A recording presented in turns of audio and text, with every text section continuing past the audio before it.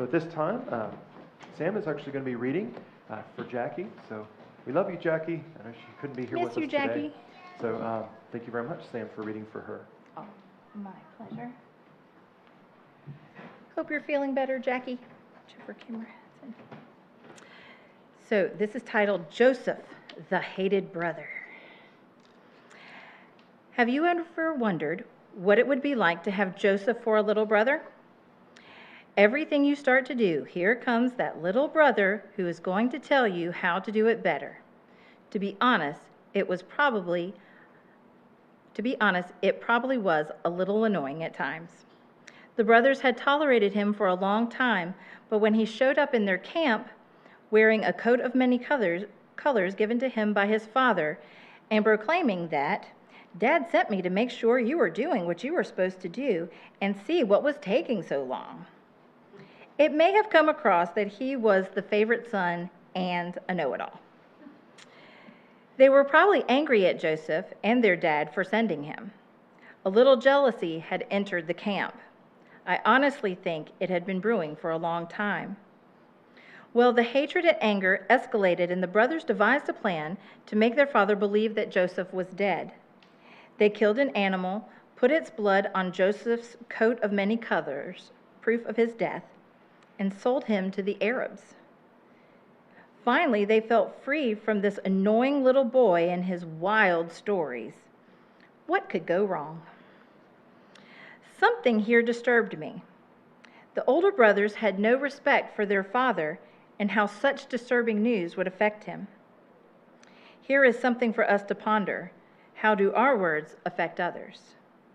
Okay, back to the story. Well, things did get worse for Joseph. He was sold into slavery in Egypt and was accused of rape by Potiphar's wife and thrown into prison. If this happened to me, I would be wondering, what in the world have I done to deserve this? I would probably be very angry and possibly question God on what was happening. Joseph had many God-given talents, and interpreting dreams was one of them. He probably didn't realize at the time that this God-given gift would save him from his time spent in the dungeon. When things go wrong in our lives, we need to have faith and believe the reason will be revealed.